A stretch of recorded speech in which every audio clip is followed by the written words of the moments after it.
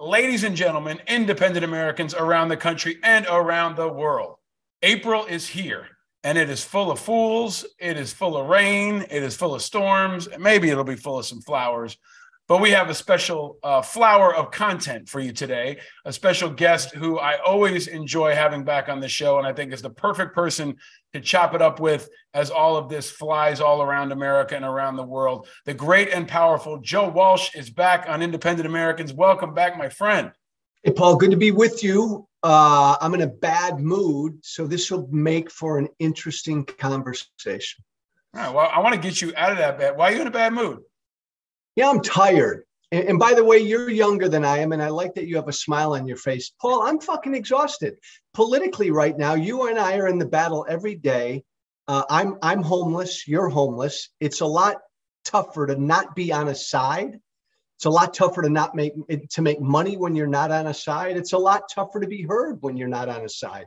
So it gets exhausting day after day. Brother. I do. I want to talk about that. That's one of the many things I want to pull apart with you. I want to talk about the Trump indictment. I want to talk about the rise of people who are giving independence a bad name. I want to talk about the threats of violence. And I think how a lot of the media is just misreading this. The last time you were on the show was November of last year. So it's been a little while. But let's start with this week, right? And kind of, I want to get to the indictment specifically, but I'm already feeling like the media is covering this like a hurricane that hasn't hit yet, where they don't really have a lot of the facts. They don't really have a lot of the science. There's a lot of speculation and spin. And to your point, I think people are tired of storms. I feel like everybody's exhausted. And I kind of rally people and said, look, I know you're tired of this shit. I know you're tired of Trump. I know you're tired of the Democrats, but I still think he is a tremendous, if not the greatest national security threat we face, because I think there's a bigger picture beyond the nomination for president. And I feel like that's where the media has gotten focused. Like, is he going to lose the nomination? Is he going to be president? And I think it's much bigger than that. And I think it's more important than that. But break it down from your standpoint. You do multiple news shows. You have your own show. You are politically homeless. How are you sizing up this moment, without the news specifically, but how the country is kind of reacting to it? Our political system is broken. It's been severely broken for a long time. That's why we got Trump. He's still here, and he's the favorite to be the Republican Party nominee. He incited a violent attempt to overthrow an American election 26 months ago, and he is still the Republican Party favorite to be the nominee. I think the indictment is really pretty weak, and I think it will be rocket fuel for his political campaign. Yeah, that's what I called it yesterday. I called it rocket fuel for his movement. I think I stole that from you. Yeah, you might have. Because look, I mean, this is the damnedest part of it is he feeds on this, right? And his movement feeds on this. So every indictment is going to be a domination of the world media in a way that only Trump can do.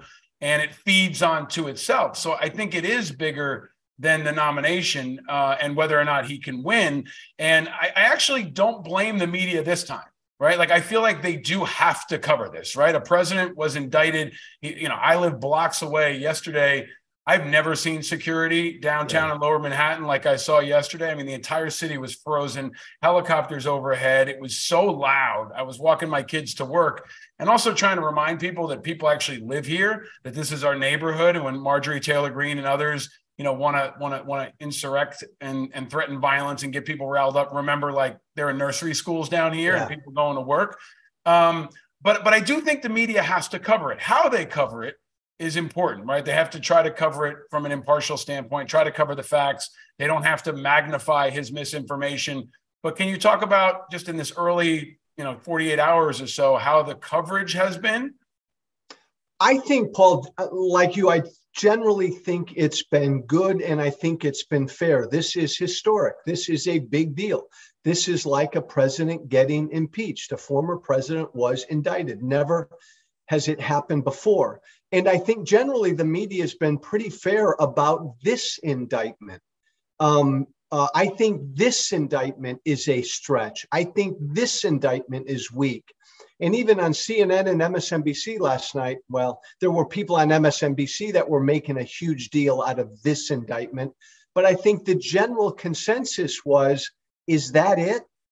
Which led to Trump speaking at Mar-a-Lago Tuesday night, thumping his chest, because this will help him. Look, Paul, if you're going to go after a former president, nobody's above the law.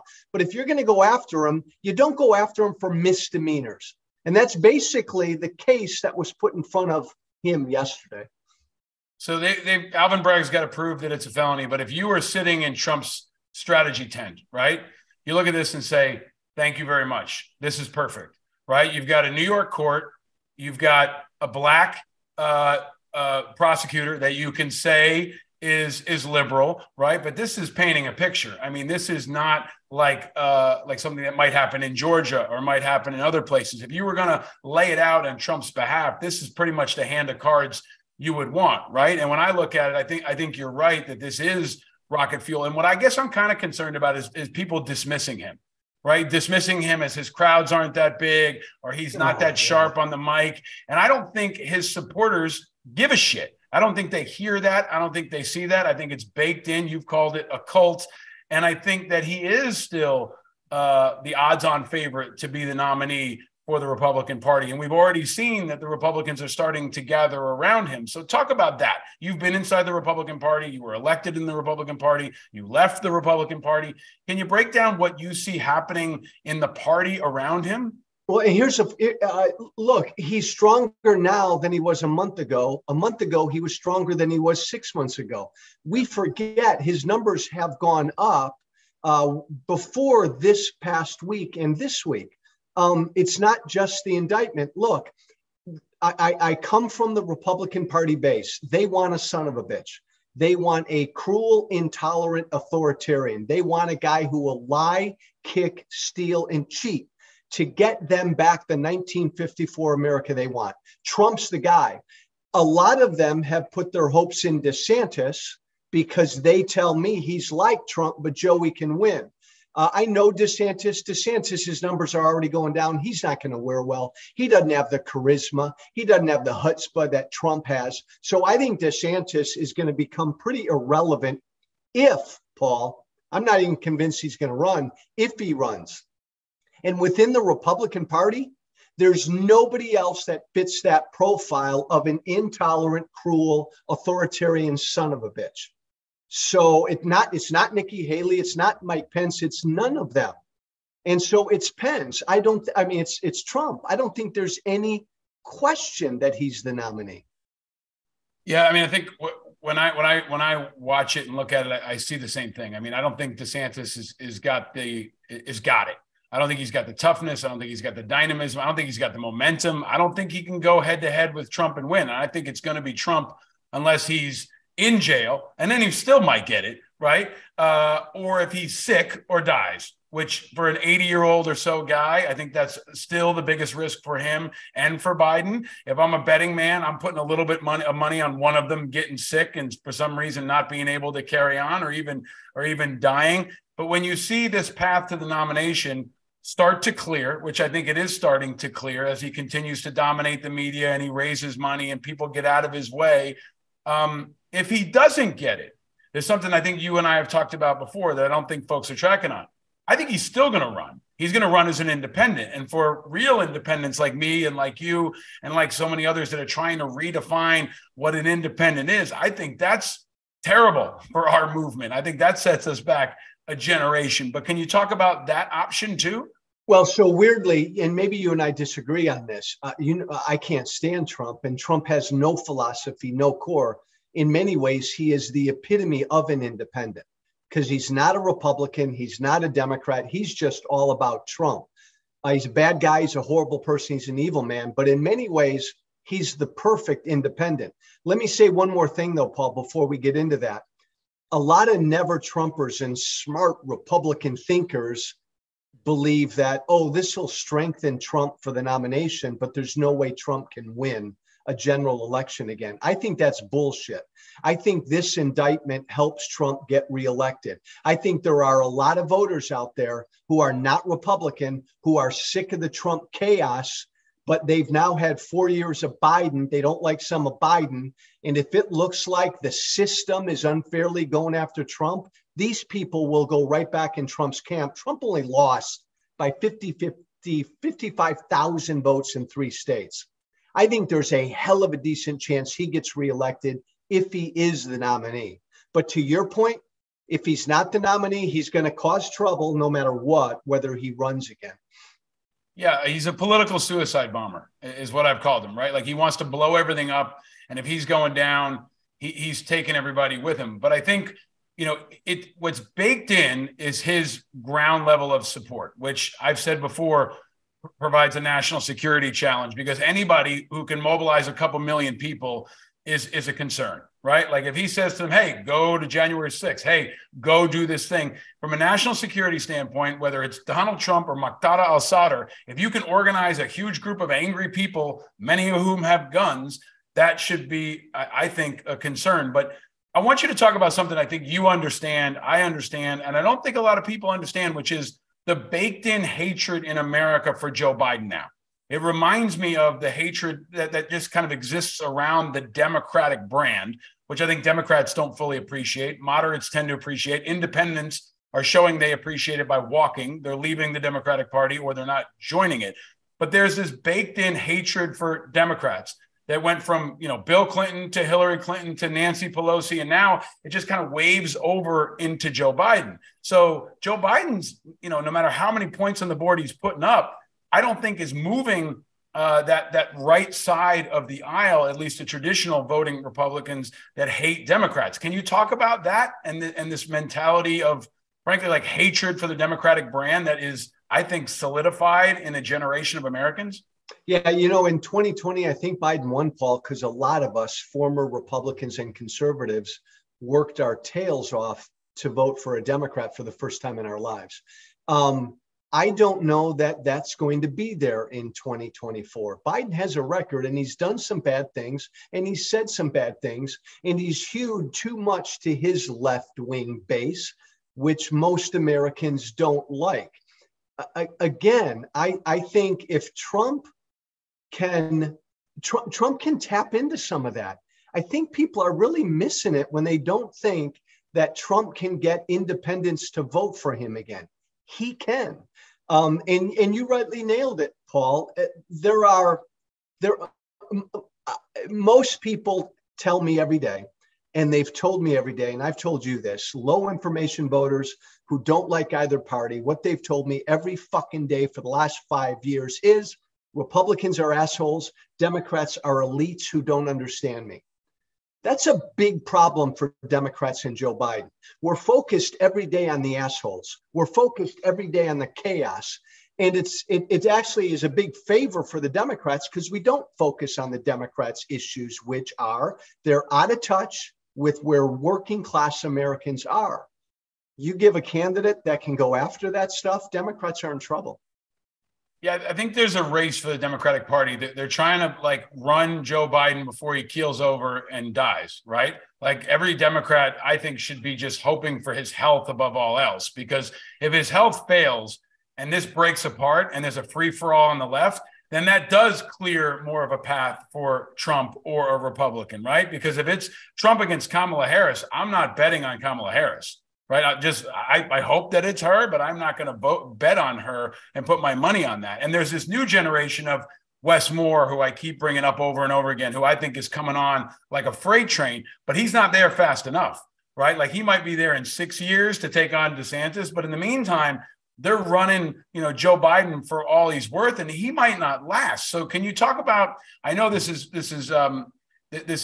prognosticating, and I know we don't know what's going to happen, but there is a very real scenario between now and a year and a half from now that one of them isn't there. And on the Republican or Democratic side, it's a feeding frenzy, right? It's a Shark Tank. Both parties are broken. You know this. And Paul, the 168-year-old two-party duopoly is broken. We spend so much of our time focused on the crazy Republican Party, and we don't spend enough time talking about the problems the Democratic Party has. If Biden doesn't run or he keels over or he can't run, it's going to be Kamala Harris. Again, the Democrats are a very woke, politically correct party. They are going to be loath to run against a Black woman who's next in line. She is an incredibly weak national candidate. Every Republican would lick their chops to run against her. And then beneath her, you mentioned Wes Moore, but again, he's like brand new on the scene. There's not a great bench there for Democrats, Paul, who can sit at a fucking bar in the middle of Missouri and talk to working class people. There aren't a lot of Democrats right now that can do that. Yeah, I mean, the hopes are all invested in Fetterman, or maybe Buttigieg is the heir to the moderate, right? They would like him to be, and I've had him on the show. I've asked him about this, the heir apparent to the moderate wing of the Democratic Party when Biden eventually does move aside. Who is going to inherit that moderate blue dog middle? And it doesn't seem like anybody's emerged. So, but let's focus on the independent piece, because you and I have talked about this a lot, on the show and off. There are a lot of people giving independents a bad name. And it's around that time where Democrats especially are getting really freaked out about an independent candidate, right? And you've got Sinema out there who hasn't declared what she's doing. You've got Joe Manchin, who's now throwing out this idea that he might run for president. And I think the only person who wants Joe Manchin to run for president is Joe Manchin. But you've got No Labels, right, which is this amorphous organization that most people don't know about that's talking about potentially running a third-party ticket. You've got Andrew Yang and the Forward Party, which I think is continuing to struggle to get traction. This week, we've got the INC convention happening in Austin, Texas, that almost nobody knows about, headlined by Tulsi Gabbard. But this is a really interesting year for independents, where Evan McMullin lost. You and I and others are trying to work in this space, John Updike. But can you talk about this moment for independents, where there are a lot of folks giving us a bad name, and frankly, there are a lot of folks who are scared of us? So I think it's a bad moment for independents, weirdly, right, Paul? Because both parties suck and they have problems. But it's a bad moment for independents. Half of it is their fault, half of it's not. Here's the part that's not independents' fault. We have one of our two major political parties, which is, as you rightly said, a real and direct threat to our democracy. So somebody like me, who would carry a banner for an independent movement or a party, my job right now, I've always felt, is to make sure Republicans don't win, because they are a real direct threat to our democracy. So I got to support Democrats. I have to, it's this mindset, Paul, and I could be wrong, hit me over the head. I want to save our democracy.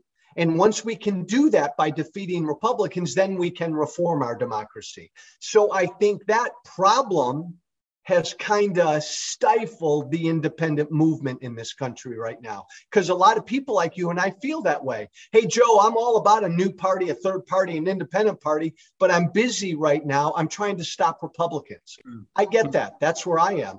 But then the other thing, Paul, is who the fuck are the independents? What the fuck is the Forward Party? Who the fuck is Andrew Yang? Don't tell me fucking Tulsi Gabbard is an independent. She's on fucking Tucker Carlson and fucking Sean Hannity every night. Tulsi Gabbard is mega. Part of this is the independents' fault because they're stupid. You think Tulsi Gabbard is a fucking independent? If you're at some conference where Tulsi Gabbard is speaking as a fucking independent and she presents herself as a fucking independent and you buy that, then I don't want to be part of your party or your movement. I'm sorry, Paul. This just pisses me off because people like you and me and so many others are in this space for the right reasons. And then there are a bunch of fucking frauds. I'm done. That was a lot of F-bombs, man. I'm sorry, Paul. That was a lot. You need a minute? You need a minute? No, I don't want you to have a heart attack here. But listen, I think you're on to something. I think we don't always agree on a couple of things. Like, one of the things that I've been trying to identify is I don't think that independents necessarily want a party. They don't want a third party. They don't want, what do they want? What do they want? I think they want leaders.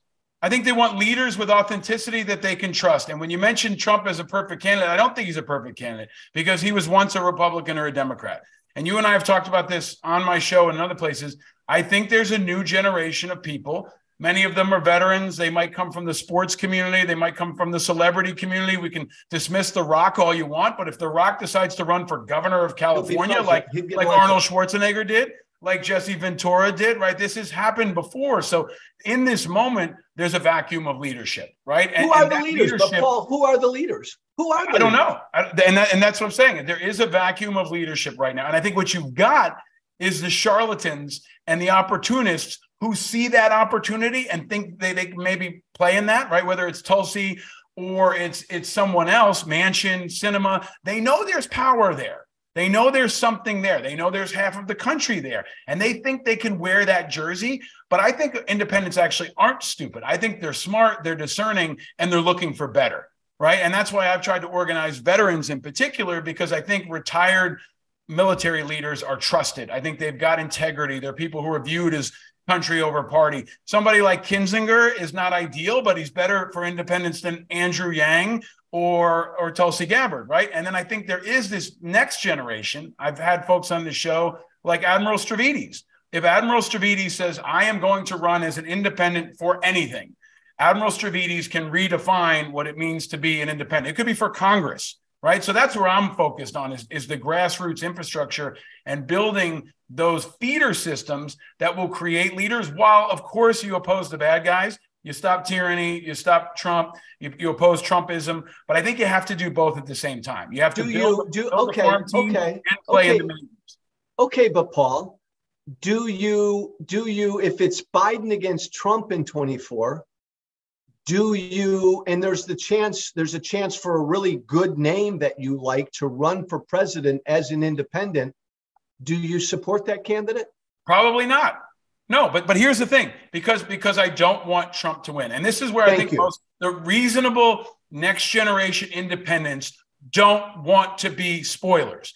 And it's not either or. It doesn't have to be all or nothing. It doesn't have to be president or nothing. If we're going to be a spoiler for president, then we don't run somebody. But maybe we can win for governor in Maine. Maybe we can win for Senate in Kentucky. Maybe we can win for something else in other places. And that's what I'm looking at, is a full spectrum independent wave where candidates are the key, not the party. And the real key for candidates that you talk about all the time, Joe, authenticity. Agreed. Who are the really authentic people who are good populists, who are true patriots, who have the skill set and can do that. And you maybe will be the guy. I don't know, Smirkanich might want to be the guy. Until we think of someone else or someone else emerges, those are going to be the names we've got.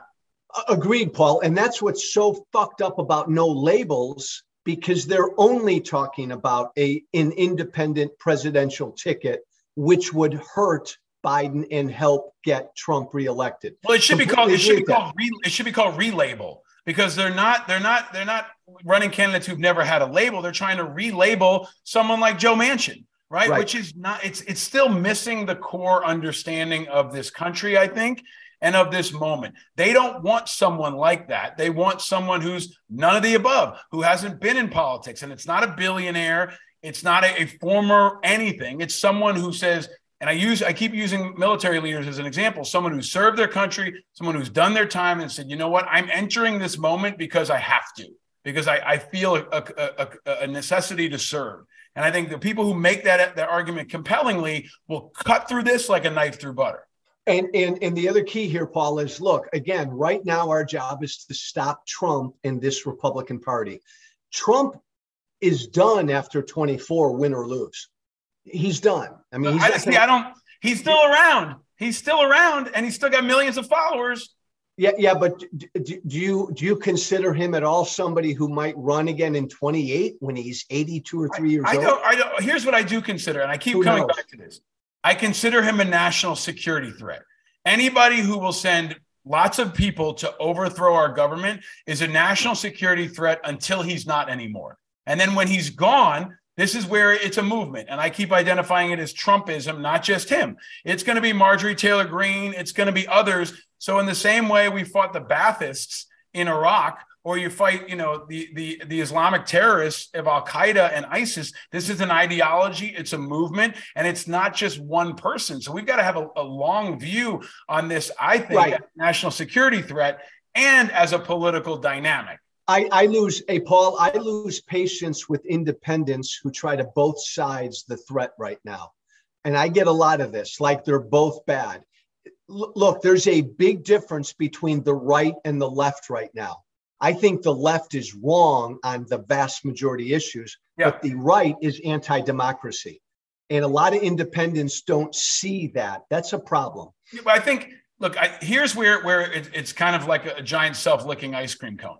The Republicans can be this bad because the Democrats are this weak, right? That's as long as we have this duopoly. I'm rooting for the Democrats to be better. I'm rooting for them to be more moderate. I'm rooting for the Republicans to be more moderate. I'm rooting for more reasonable options.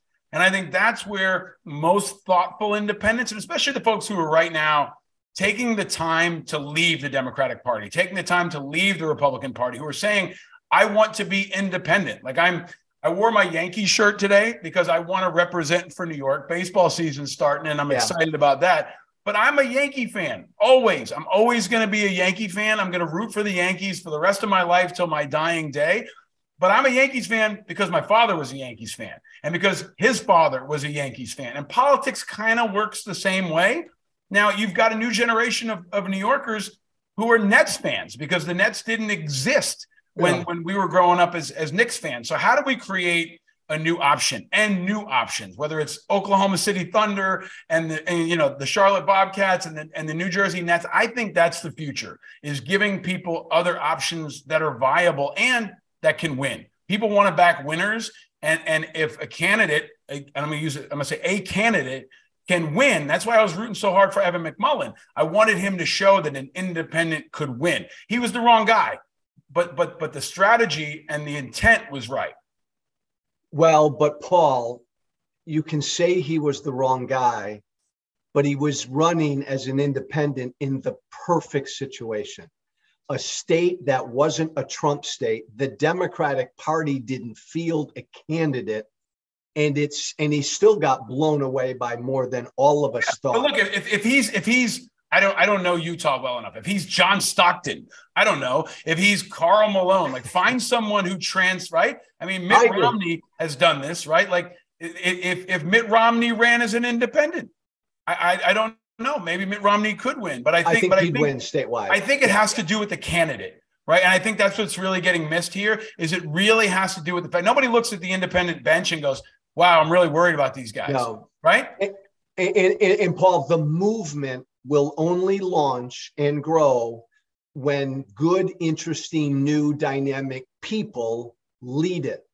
And I'm not just, I don't think just one person. I think if there were 4 or 5 or 6 really new, interesting faces who came out in 3 months and said, fuck it, we're independents and we're going to launch an independent, The Rock and a bunch of other people, we're going to launch an independent movement in this country, it would go. Yeah. But people aren't doing that. I think leaders are afraid to do that. Well, and I think, you and I have talked about this offline too. I mean, there is a lack of philanthropy in this space.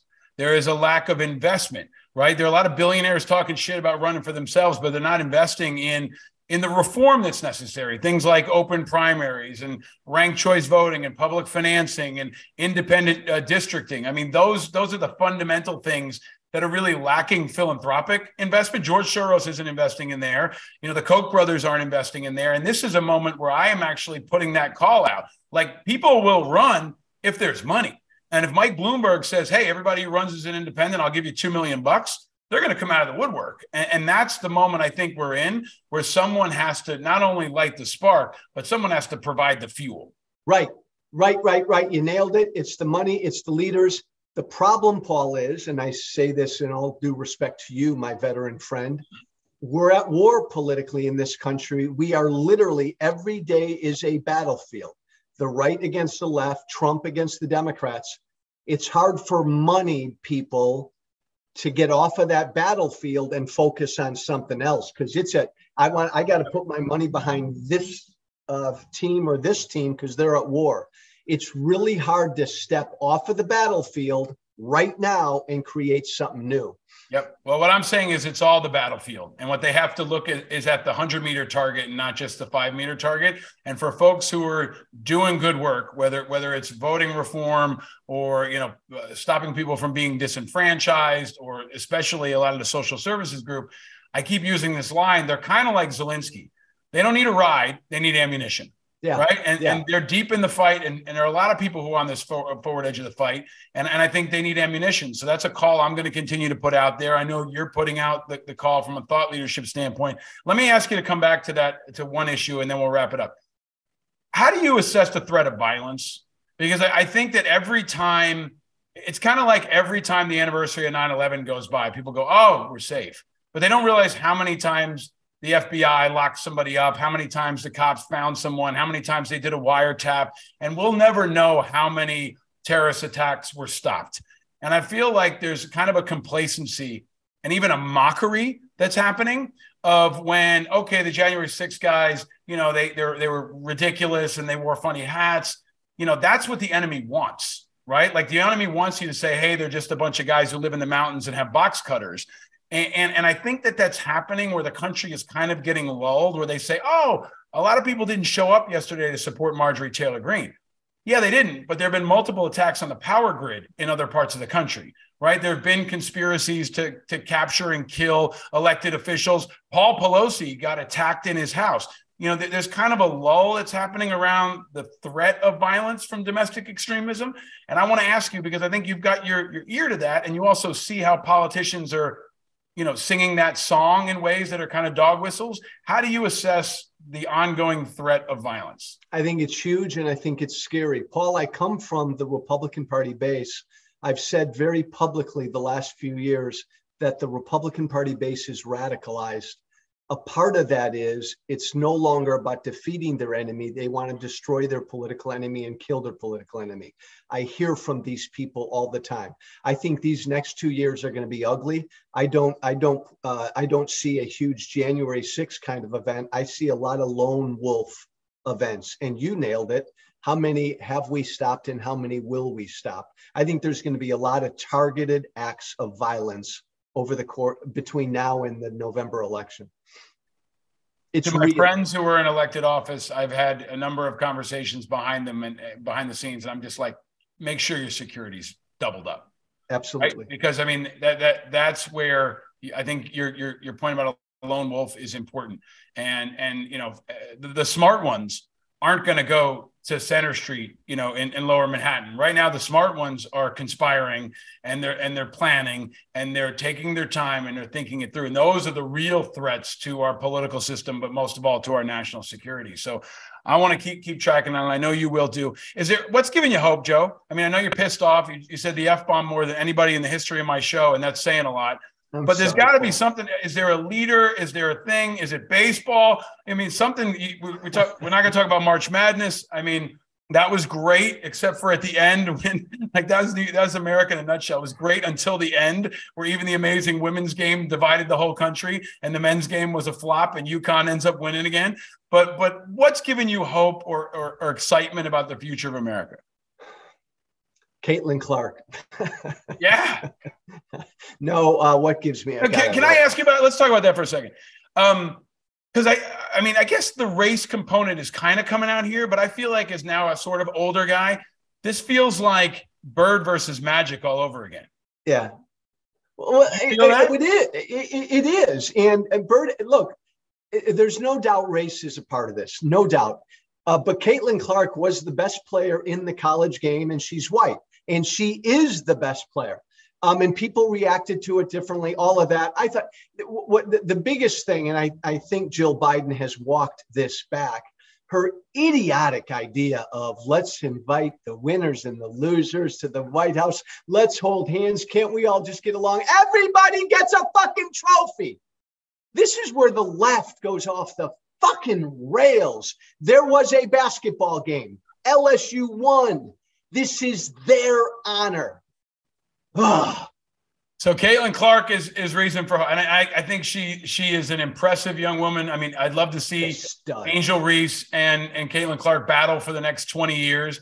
I mean, it was so amazing to watch. But Caitlin Clark is also. You agree with me, Paul, and you're a sports guy like me. You could tell after 5 minutes of that game that LSU was the better team, right? Oh my God. Yeah. I mean, I honestly thought it could go either way, but I mean, Caitlin Clark is the most dominant basketball player from a shooting standpoint we've seen since like Steph Curry when he was at his best. Completely agree. Right? I mean, she's doing things we've never seen anybody do. She's only a junior, and I think the cool part here is we've gotten to see a lot of women in really important public roles lately. And they're handling it really well on both sides. Like I thought Angel Reese stood up for herself. I thought Caitlin Clark stood up for herself. And now we got the women's soccer team coming for a new World Cup. And that is, I think, quietly one of the most dominant teams we've got. Nobody's won more women's World Cup in soccer than the U.S. So I think women's sports is really exciting, and the U.S. is going to kick ass. So I'll say something here, Paul. I don't think I've ever said publicly. If I were king of the world and I could just snap and make a snap decision and it would happen, I'd get every man out of Congress and out of the executive branch, and I'd have only women run this country for 8 years. 2 elections. I mean it. Okay. Well, I know it can never be done, and that's. I mean, the very thought of you as king of the world scares the shit out of me. But I appreciate the intent. I have a twist on that. Thinking about this conversation. What? I'm coaching Little League again, and I keep getting roped in. I feel like it's like the movement or it's like the mob. But like if you played and coached at some point, you go. But I also say this: I think every parent should have to coach. Yes. I think every American should have to coach. Like if you can't do military service and you can't work in a restaurant, I think everyone should have to be a coach of some sport for kids, because that shit will humble you. And it's so important. And it's so needed right now because these young people, men and women, need coaching. So what do you say, Joe? When you come to New York, will you come watch the mighty Timber Rattlers? Oh my God! When's opening day? Are you guys out there? It was this weekend, man. It was this weekend. One Paul, guy's going to come up. How long does the season last?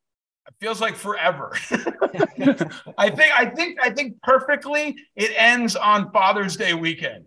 I'm coming up to watch you. Right, so you come root for the Timber Rattlers. You can come root for the Brewers, and we'd love to have you at a game. Until then, my friend, I appreciate you. I hope everyone will check out your show, which is now multiple times a week. Right? White Flag with Joe Walsh. Thank you, Paul. And he will curse a lot less, I promise you, but I apologize. No less fire. Stick around for a couple extra Patreon questions. This was a fun one. Thank you for coming back, my friend, the great and powerful Joe Walsh. Stay vigilant, my friend. Thanks, Paul.